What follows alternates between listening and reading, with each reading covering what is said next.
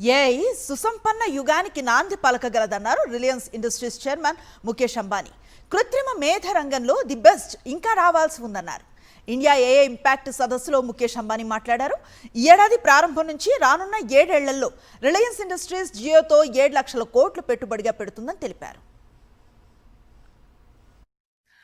Our resolve is clear. Make intelligence as ubiquitous as connectivity. When compute becomes infrastructure, innovation will become inevitable. Friends, geointelligence is guided by 5 non-negotiable principles.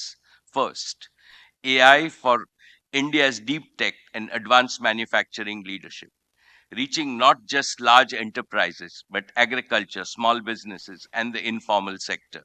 Geointelligence will not simply be a search or an ask tool. It will primarily be a resource for multiplying productivity and efficiency.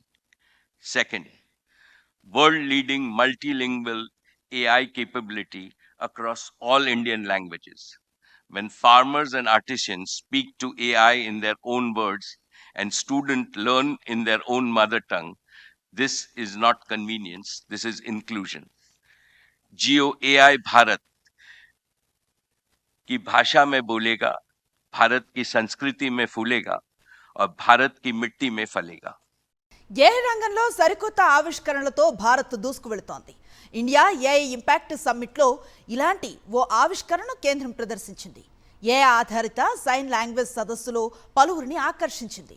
ప్రధాని మోదీ మాట్లాడుతూ ఉండగా ఆయన ప్రసంగం అందులు బదిరులకు అర్థమయ్యేలా AI ఆధారిత సాంకేతిక భాషలో చూపించారు.